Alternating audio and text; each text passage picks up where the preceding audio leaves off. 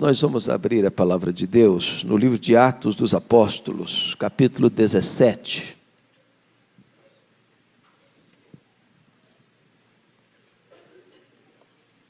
Atos 17.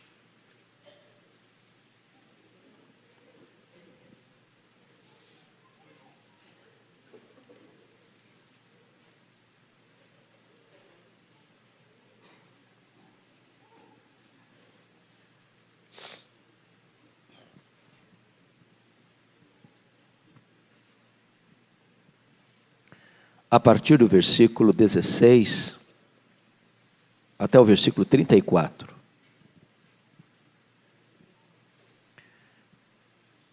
O discurso de Paulo em Atenas. Enquanto Paulo os esperava em Atenas, o seu espírito se revoltava em face da idolatria dominante na cidade. Por isso dissertava na sinagoga entre os judeus e os gentios piedosos. Também na praça, todos os dias, entre os que se encontravam ali.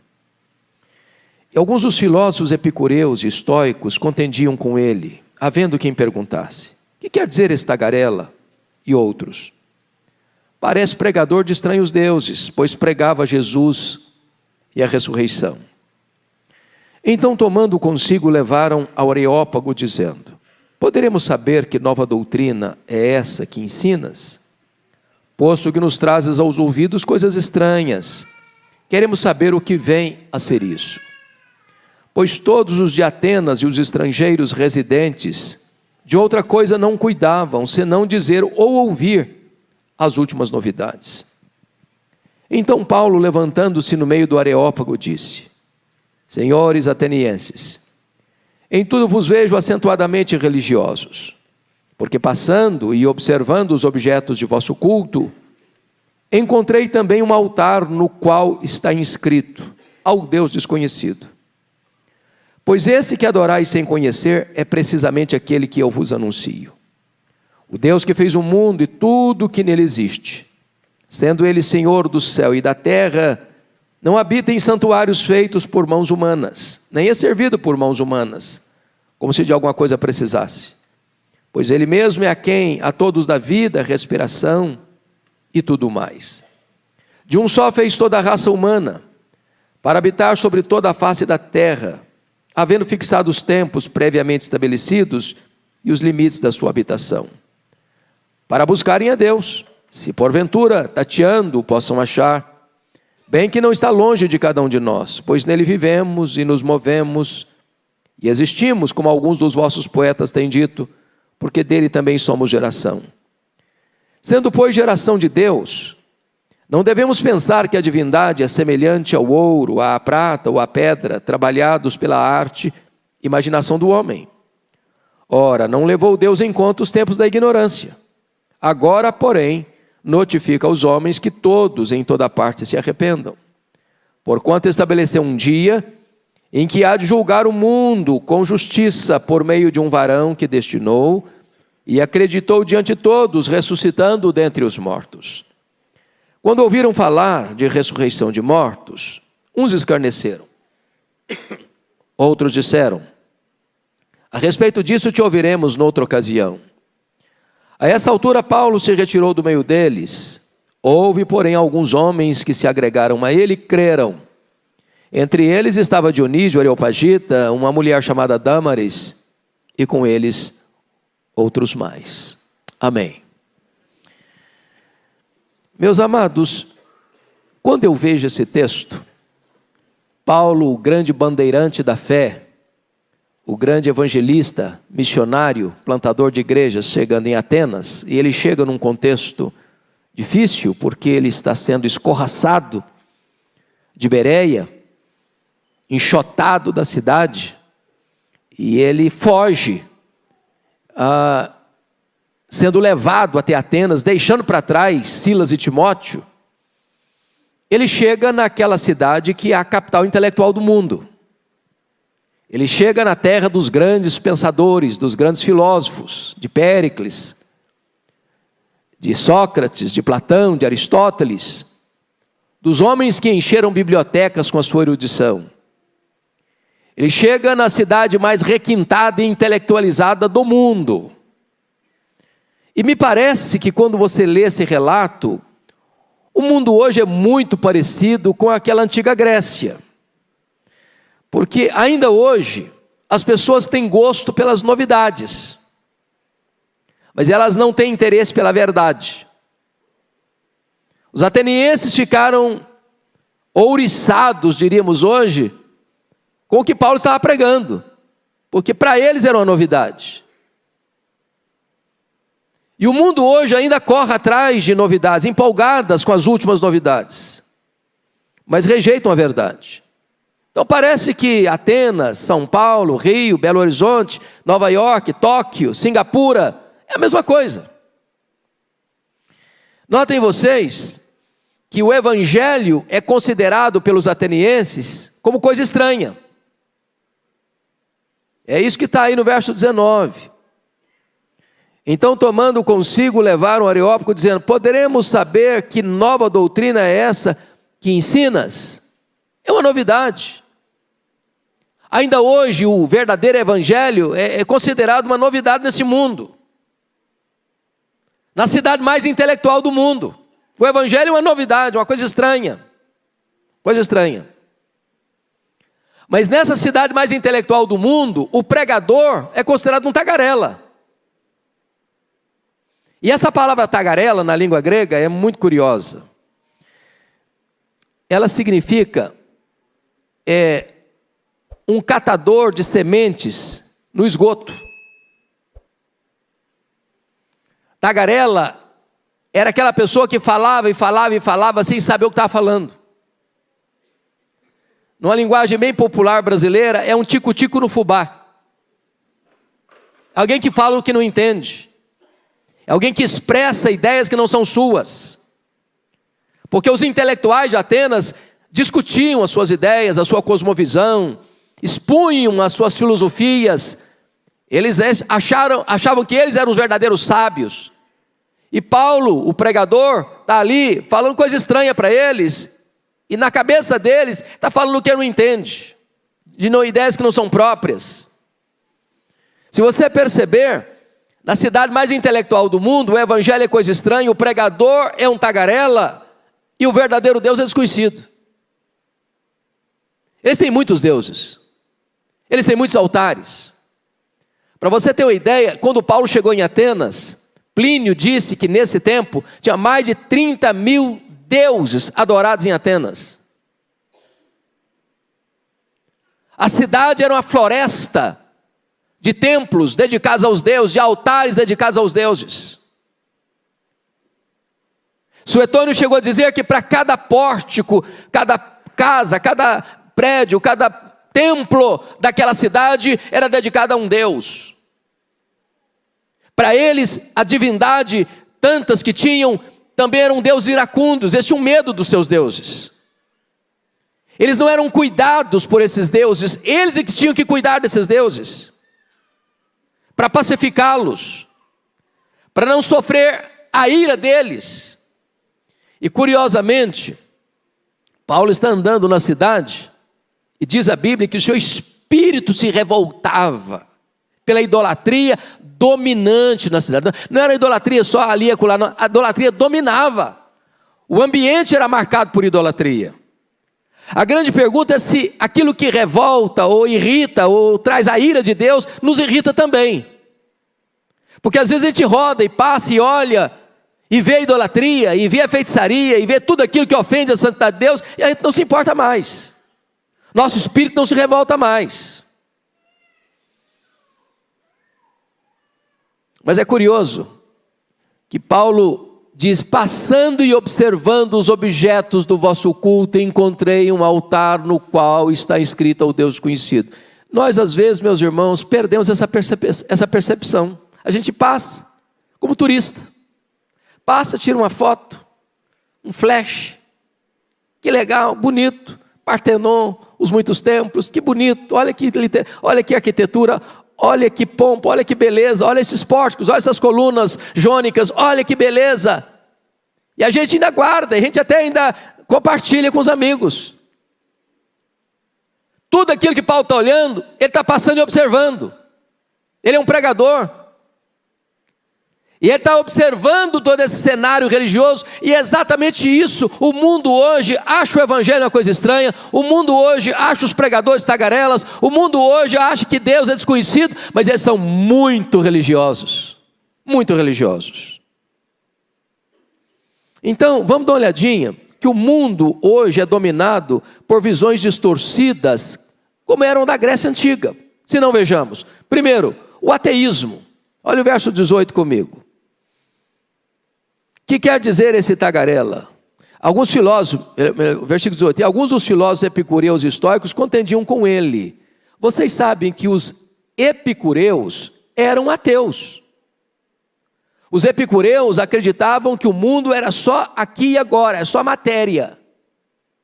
Por isso a tese dos epicureus era: comamos e bebamos, porque amanhã morreremos.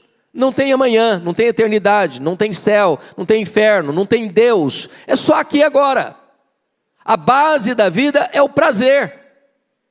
Curta a vida, beba todas as taças dos prazeres, que não tem mais. Hoje é isso que está dominando a sociedade. O que dominava lá. Segundo, a ideia panteísta de Deus. Vocês sabem também que esses filósofos chamados estoicos eram panteístas. Para eles, Deus era tudo, tudo é Deus. Os estoicos acreditavam que a natureza era o corpo de Deus e Deus a alma da natureza. Assim que eles entendiam. Quando você olha hoje no sentido de a ideia de mãe terra, os equívocos da política, do meio ambiente hoje, estão influenciados pelo panteísmo. É por isso que matar um papagaio hoje é mais grave que matar um ser humano. As pessoas fazem até brincadeira hoje. Se você estiver andando pela rua e a pessoa está segurando um cachorro, e o cachorro avançar em você e morder na sua perna, não bata no cachorro não. O crime é muito maior do que você bater no dono do cachorro. Se você bater no dono do cachorro, está tudo bem, mas se você bater no cachorro, você está encrencado com a lei. Essa ideia de que a natureza é Deus e Deus é a natureza, está aí. Por isso é a mãe terra. Esse conceito está vazado e influenciado por essa visão panteísta. Mas em terceiro lugar, o materialismo. Voltando aos epicureus, eles eram materialistas. Para eles a matéria era eterna.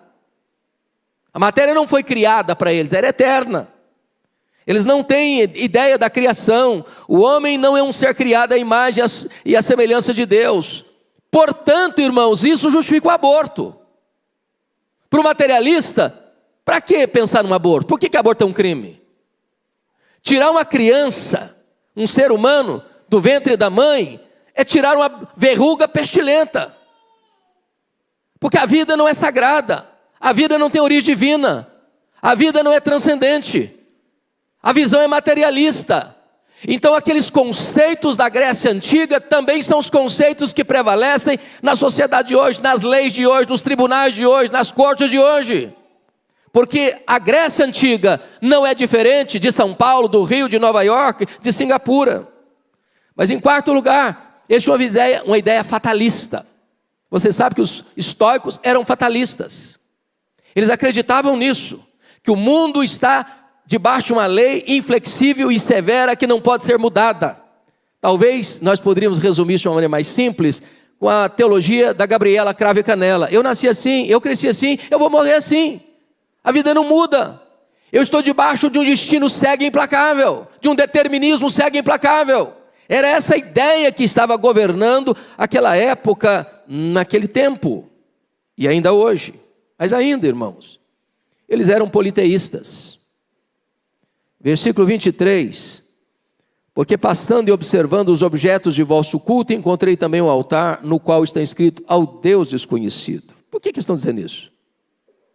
Os atenienses, embora tivesse só na época de Paulo lá 30 mil deuses em Atenas, eles estavam com muito medo de terem esquecido alguma divindade e serem punidas. O que eles fizeram? Levantaram um altar genérico ao Deus desconhecido. pensando, se nós esquecemos porventura uma divindade, vamos levantar esse altar aqui. Que pelo menos a divindade, ao olhar ao altar genérico, não vai nos punir, não vai derramar sobre nós a sua ira. Meus irmãos, só na Índia, tem mais de 1 milhão de deuses. Até a vaca é deusa lá. Nesse mundo pós-moderno, com tanta cultura, com tanto conhecimento, com tanta tecnologia, com tanta coisa, os homens são politeístas e místicos. As pessoas são místicas. Ela adora a natureza, adora a floresta, adora uma pedra, adora uma árvore, adora a si mesmas, adora o dinheiro, adora a fama, adora a glória humana. Então, nesse contexto de uma sociedade secularizada, porém religiosa, o que Paulo fez? Porque às vezes a gente fica também com o espírito revoltado, mas não faz nada. A gente passa, observa, mas não tem atitude. O que Paulo fez? Veja comigo, 4 atitudes de Paulo. Primeiro, ele dissertava no versículo 17. Por isso, dissertava. A ideia aqui, irmãos, é dispor detalhadamente, racionalmente, logicamente a verdade. Paulo era um apologista. Paulo era um mestre. E é por isso que você e eu precisamos estudar a Bíblia, que se você não estudar a Bíblia, você não disserta nada, você não defende tese nenhuma, você não dá razão da sua fé. Você precisa compreender a verdade para expô-la. Ele dissertava. Versículo 18. E alguns dos epicureus e estoicos contendiam com ele, havendo quem perguntasse, o que quer dizer esse tagarela? E outros, parece pregador de estranhos deuses, pois pregava Jesus e a ressurreição. Ele pregava. E pregar é proclamar o evangelho. Agora não é defender uma tese, agora é apresentar uma mensagem. Mas olha comigo o verso 19.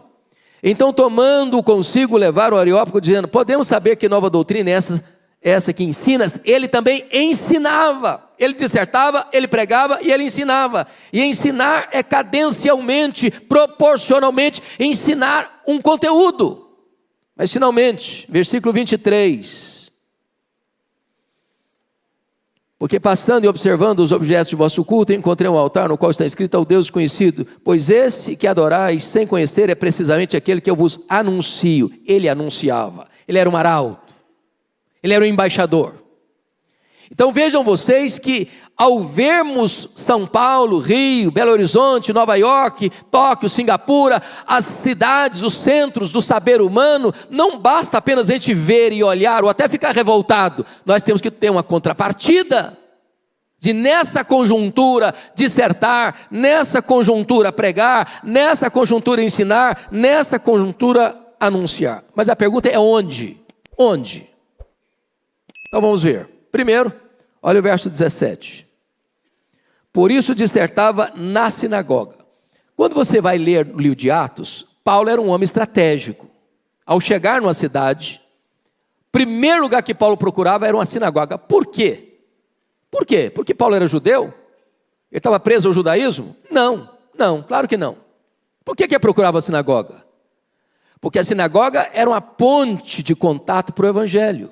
Quem se reunia na sinagoga? Os judeus e os prosélitos, ou seja, os gentios convertidos ao judaísmo. Por que cabeça de ponte? Porque eles já acreditavam na lei. O que faltava para o judaísmo? Faltava uma coisa só: entender que Jesus de Nazaré era o Messias prometido na lei. Então eu pegava esse gancho de alguém que já acreditava na lei, para dizer o seguinte: olha, vocês acreditam na lei, pois bem, a lei apresenta o Messias, e o Messias é Jesus de Nazaré. Então eu já pegava um auditório que já acreditava na base da lei, que conhecia a história de Israel, que conhecia os sacrifícios, que conhecia as festas, que conhecia a promessa do Messias, e agora o ponto básico é o seguinte: olha, esse que eu anuncio é o Messias prometido na lei que vocês estudam. Por isso que eu começava com a sinagoga. Mas onde ele estava mais? Versículo 17. E também na praça todos os dias entre os que se encontravam ali. Bom, a praça, irmãos, grega não era a praça nossa hoje, das nossas cidades. A palavra praça no grego, ágora, era o local onde os pensadores, os filósofos, os grandes detentores do saber humano se reuniam para dissertar, discorrer sobre os seus pontos de vista filosóficos, a sua cosmovisão. Então, quando Paulo vai para a praça, quando é que ele ia para a praça? Todos os dias. Paulo não era um pregador intramuros, Paulo não era um pregador entre quatro paredes, Paulo era um pregador como Jesus, ele estava na rua, ele estava na praça, ele estava na praia, ele estava em qualquer lugar onde tivesse gente, lá ele estava. E ali diz o texto, versículo 17, que os filósofos, versículo 18, alguns dos filósofos epicureus e estoicos contendiam com ele. Vejam vocês que ele está pregando, ele está dissertando, e essa mensagem do evangelho começa a impactar essas pessoas, porque está aí na contramão das crenças que elas têm. E eles contendem com Paulo, e acham que Paulo está pregando o evangelho, porque Paulo pregava Jesus e a ressurreição, conforme o versículo 18, e para eles isso era uma coisa estranha. Aliás, mesmo diante de um panteão com mais de 30 mil deuses, eles nunca tinham ouvido falar de Jesus e da ressurreição. Aliás, eles pensavam que a ressurreição era uma deusa. Estranhos deuses, porque Jesus pregava Jesus e a ressurreição, eles estavam pensando numa divindade masculina e outra feminina. E Paulo está lá discutindo com eles na praça, o campo dos eruditos, né? Mas agora no verso 22, onde ele está pregando? Então Paulo, levantando-se no meio do Areópago. O Areópago era a colina de Ares, não é apenas um espaço geográfico em Atenas, perto do Partenon, mas era o local onde as autoridades da Grécia Antiga se reuniam para discutir as ideias e definir as ideias. Por exemplo, quando uma pessoa chegava lá pregando uma coisa estranha, ele tinha que dar justificativo do que estava pregando. Então ele era levado a esta corte do Areópago para justificar o que ele está falando, para não ser uma tagarelice.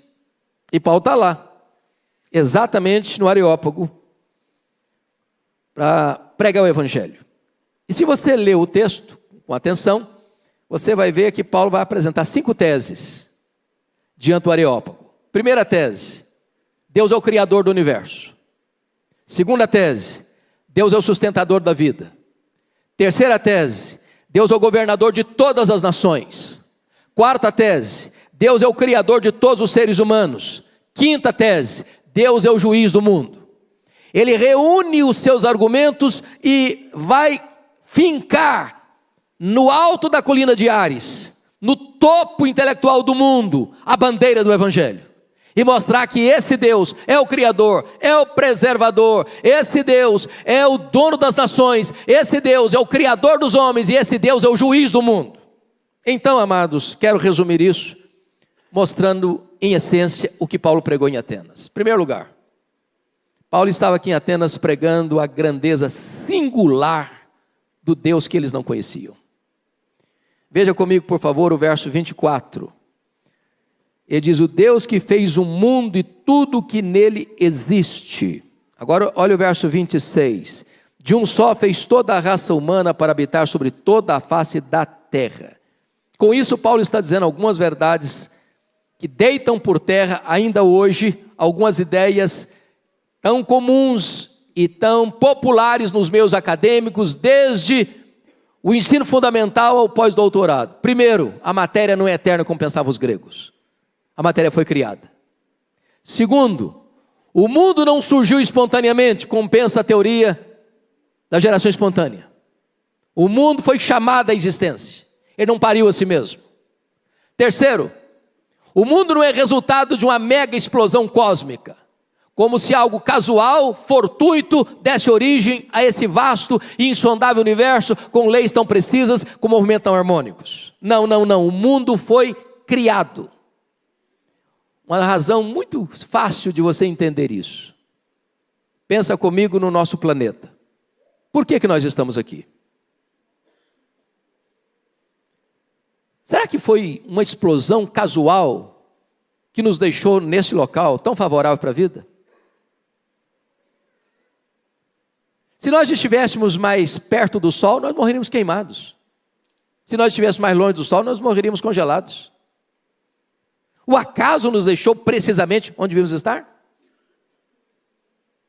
É preciso ter mais fé para ser um ateu do que para ser um crente.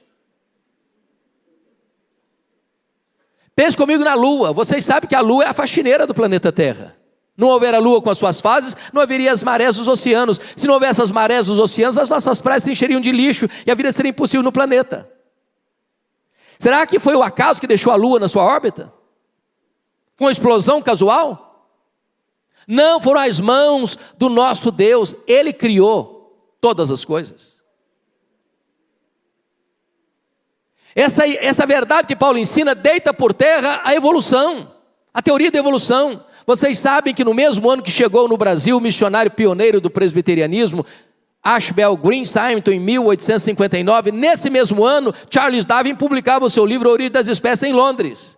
De lá para cá, essa chamada teoria da evolução está sendo ensinada como verdade científica. Falta-lhes, entretanto, a evidência das provas. Criacionismo não é artigo de fé, criacionismo não é artigo de religião, criacionismo é artigo de ciência. O que nós cremos pela fé não é que o mundo foi criado, é que o mundo criado, que a ciência prova, foi criado por Deus.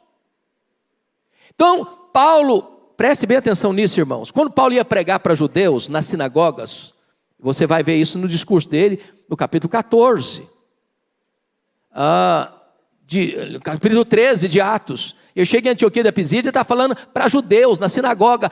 Ele começa como? Ele começa com a história de Israel, ele começa com Abraão, ele passa por Moisés, ele passa pela lei, e vai dizer que Jesus é o Messias que estavam esperando. Mas Paulo está falando para a gente que não conhece a lei, que não conhece o Antigo Testamento, que não conhece Abraão, que não conhece Moisés, que é um povo pagão. E como é que ele começa? Ele começa mostrando que Deus é o Criador, ele começa mostrando que Deus é o provedor, ele começa mostrando que Deus é o Criador de todo ser humano, que essa ideia que veio do macaco é bobagem. Deus criou um homem só, e desse homem procede toda a raça humana, para habitar em toda a face da terra. Ele começa a mostrar quem é Deus, para aí então apresentar o Evangelho. Ou seja, é o mesmo Evangelho, mas abordado de maneira diferente, para públicos diferentes. Mas notem comigo, que depois que Paulo apresenta Deus como Criador, em segundo lugar, ele vai mostrar que esse Deus, na sua bondade, é o Deus da providência. Versículo de número 25, a parte B diz assim: pois Ele mesmo é quem a todos dá vida, respiração e tudo mais. E versículo 28, pois nele vivemos, nos movemos e existimos, como alguns dos nossos poetas têm dito, porque dele também somos geração. Em outras palavras, meus irmãos, Deus não só criou, Ele cuida. Deus não só criou, Ele preserva. Deus não só criou, Ele mantém a sua criação. E num ano de pandemia, há 2 anos de pandemia, talvez essa verdade fique muito mais clara para nós. Mais de 6 milhões de pessoas morreram no mundo todo. E você está aqui. Gente melhor que você e eu se foi, e nós estamos aqui. Gente rica e gente pobre, gente culta e gente iletrada, gente religiosa e gente não religiosa, se foi, e você está aqui. Ele quem dá a respiração, a vida e tudo mais. Nele vivemos, nos movemos e existimos. Então entenda uma coisa, você depende de Deus, totalmente de Deus. A sua vida está nas mãos de Deus. Ele quem dá a vida e Ele quem tira a vida. Se Ele fechar a torneira do oxigênio, você cai e vira pó. Então, cuidado com o narizinho empinado, cuidado com o peito estufado, cuidado para você não dizer na parábola que Jesus contou: estou rico e abastado, tenho muito. Agora, ó minha alma, come, bebe, regala-te por muitos anos. Louco, esta noite pedirá a tua alma, e o que tens preparado, para quem será? Você e eu dependemos de Deus. Você e eu precisamos nos curvar diante de Deus, porque Ele é o Deus que criou, e Ele é o Deus que preserva, e Ele tira a vida quando Ele quer, porque Ele é o dono da vida. Só Ele pode dar a vida, só Ele pode tirar a vida. Mas em terceiro lugar, Paulo apresenta para os atenienses o Deus da graça. O Deus da graça, porque no versículo 18, você confira comigo aí, ele pregava Jesus e a ressurreição. E agora no verso 30, ele vai mostrar que esse Deus se fez carne, ele veio ao mundo, e ele morreu, mas ele ressuscitou. E agora ele exige arrependimento. Olha o verso 30. Ora, não levou Deus em conta os tempos da ignorância, mas agora, porém, notifica aos homens que todos em toda parte se arrependam. Há um dever imperativo ordenado por Deus. Há uma necessidade universal requerido de todos. Há uma obrigação imediata agora, e há uma graça salvadora, sem o qual não há salvação. Arrependa-se. Não há salvação sem arrependimento, irmãos. Essa mensagem não é palatável, não é popular. Ela não agrega, ela não atrai multidões, mas é a única mensagem que o homem precisa ouvir se ele quer ser salvo. Deus requer isso. Deus exige isso. E não há exceção para essa exigência. Todos. E não há postergação nessa decisão. É agora. É agora. E por que Deus vai fazer isso? Por que Deus exige isso? Porque no verso 31 diz que tem um juízo. Deus vai julgar. O fato é anunciado. Deus julgará o mundo. O dia é fixado. Já apontou esse dia. O juiz é designado. É Jesus. A forma indicada. Com justiça. A prova é dada. Ele o ressuscitou. E o tribunal de Deus está à nossa frente. À nossa frente. O livro de Apocalipse capítulo 20... descreve essa cena de uma maneira impressionante. O trono é instalado, é o trono branco, é o trono da justiça. E diz a Bíblia que todos vão estar lá, grandes e pequenos. Que os mares vão devolver os seus mortos, que os cemitérios vão abrir suas sepulturas, e todos estarão lá. E os livros serão abertos.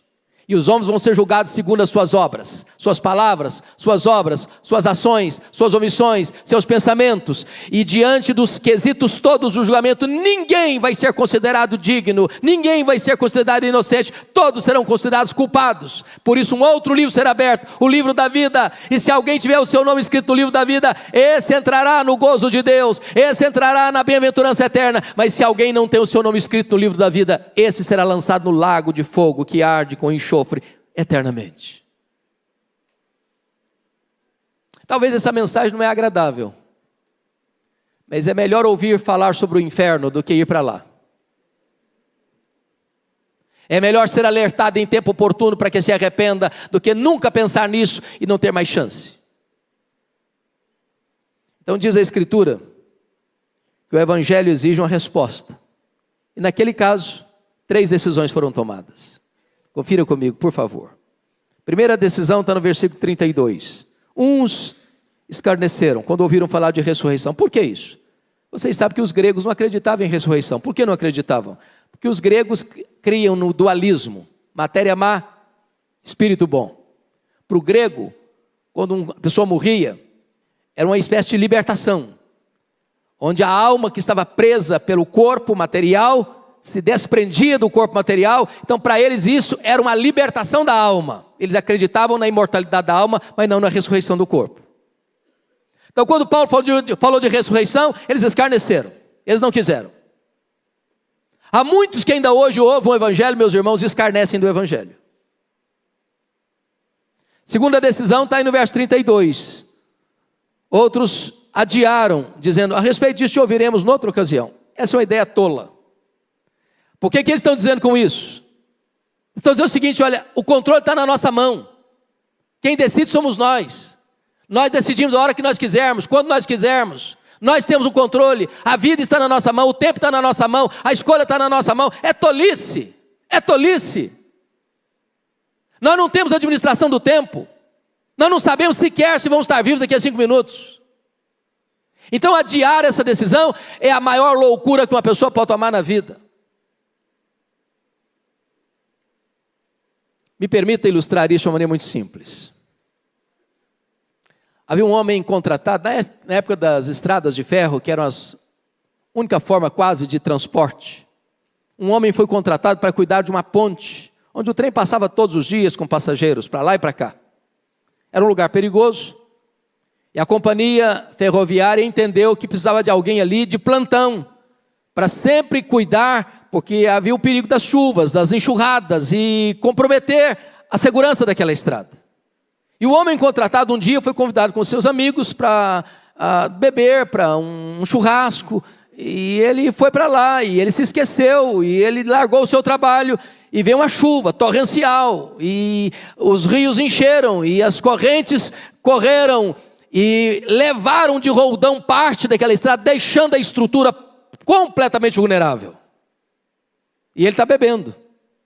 De repente o trem aponta na estrada com alta velocidade. Daqui a pouco um barulho ensurdecedor. Um acidente grave. Centenas de pessoas esmagadas debaixo das ferragens. Uma tragédia. E aquele homem, ao perceber a gravidade do que aconteceu, desesperado, ele saiu daquela bebedeira e começou a gritar como um louco. Ah, se eu tivesse ouvido! Ah, se eu tivesse ouvido! Ah, se eu tivesse ouvido! Era tarde demais. O acidente já havia acontecido. Muitos naquele dia vão gritar desesperados: ah, se eu tivesse ouvido! Ah, se eu tivesse ouvido! Ah, se eu tivesse ouvido! Mas é tarde demais. Hoje é o dia do arrependimento. Amanhã será o dia do juízo. Mas bendito seja Deus, irmãos, onde o evangelho é pregado, ele tem uma resposta positiva. Porque o verso 34 diz: houve, porém, alguns homens que se agregaram a ele e creram. Onde o evangelho é pregado, o resultado aparece. A palavra de Deus não volta para ele vazia. Louvado seja Deus. E você está aqui nesta manhã, e se você hoje, agora ainda, não teve um encontro real e pessoal com o Senhor Jesus, esta pode ser a manhã da sua salvação, da sua entrega incondicional ao Senhor Jesus Cristo. Hoje é o dia oportuno. Me permita ilustrar isso para encerrar. Na história da humanidade, o homem que já foi considerado e até hoje considerado o maior equilibrista do mundo foi um francês, que veio no século XIX. O nome dele era Charles Blondin. Era um nome de guerra. E Charles Blondin era mundialmente famoso pelas suas façanhas. E um dia este homem propõe um espetáculo que causa espanto no mundo. Ele prometeu esticar um cabo de aço por sobre a cachoeira de Niágara, entre Estados Unidos e Canadá, e passar por cima da grande tormenta. Os trens lotados vieram de Buffalo, de Nova York, de Toronto, para assistir a cena e aquele grande espetáculo. E então esticaram aquele cabo de aço. E Charles Blondin sobe naquele cabo e começa a andar, vagarosamente, cuidadosamente, sob o olhar suspenso daquela multidão. E ele vai de um lado ao outro, com segurança e confiança. E a multidão aplaude ruidosamente o seu gesto. Depois ele volta e pergunta para a multidão: alguém acredita aqui que eu possa levar alguém comigo e atravessar este cabo novamente? A multidão aplaudiu: claro, acreditamos, acreditamos. Ele perguntou: quem quer vir comigo? Ninguém apareceu. Ele chamou o seu empresário, o senhor Colcord. Colcord, você vem comigo. Colcord, talvez por experiência e conhecê-lo bem, disse: eu vou. Ambos subiram. A multidão não consegue respirar. Olhar fixo, respiração suspensa. E eles estão caminhando. Caminhando. Lá embaixo a tormenta. Quem conhece Cachoeira de Niágara sabe que é impossível alguém cair ali e sobreviver. Quando eles estavam no meio, um espertalhão foi lá e cortou uma das cordas que sustentava o cabo de aço. O cabo de aço começa a balançar. A tragédia parecia inevitável. E ele diz para Colcord: Colcord, você e eu somos um. Confia em mim. E eles vão caminhando, a multidão desesperada, e eles caminhando, até que atravessam para o outro lado, salvos e seguros. E a multidão prorrompeu em aplausos demorados e ruidosos. Quero dizer para você que entre a terra e o céu há um grande abismo. E o inferno, com a sua bocarra aberta, quer tragar você. Só existe um que pode transportar você em segurança, salvo e seguro para o céu. E este alguém é Jesus. E Ele está aqui. E hoje Ele quer salvar a sua vida. E hoje Ele pode perdoar os seus pecados. E hoje Ele pode dar a você a vida eterna. E hoje Ele pode conduzir você salvo e seguro para o céu. Essa é uma manhã de decisão. Curva a sua fronte, por favor. Feche os seus olhos. Vamos orar.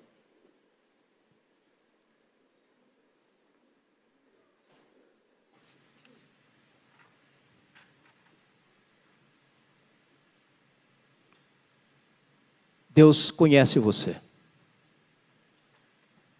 Ele sabe exatamente como você está agora. Não basta você ser um religioso. Não basta você ser filho de crente. Não basta você ser presbiteriano. Você precisa ter uma entrega total da sua vida a Jesus. E se nesta manhã você deseja colocar sua vida nas mãos desse Jesus que salva totalmente e dá a você segurança de salvação, eu quero orar por você em especial. Se você deseja que eu ore em seu favor, onde você está, levante uma das suas mãos, eu quero orar por você. Graças a Deus, graças a Deus, graças a Deus, graças a Deus, graças a Deus, graças a Deus, graças a Deus. Mais alguém? Levante a sua mão, fique com a sua mão levantada. Graças a Deus, graças a Deus, graças a Deus, graças a Deus, graças a Deus, graças a Deus. Ó Senhor, bendito é o teu nome, porque não há Deus além de ti. As nações se dobram diante de tantos deuses falsos, mas nós temos a bênção de conhecer o Deus verdadeiro, Pai de nosso Senhor Jesus Cristo, aquele que veio morrer pelos nossos pecados para nos dar a vida eterna. Oh Senhor, nesta manhã salva, Senhor, liberta, Senhor, perdoa, Senhor, transforma, Senhor. Aqueles que hoje se colocam nas tuas mãos, dá a eles a segurança da vida eterna, a alegria da salvação. Aqueles que estão lá em casa, agora onde quer que estejam nos assistindo, põe a tua mão de graça e salvação sobre eles e traz glória ao teu próprio nome, salvando a vida dessas pessoas. Nós te rendemos graças, porque tu és o Deus que salva. Louvado seja o teu nome, em nome de Jesus. Aleluia, amém.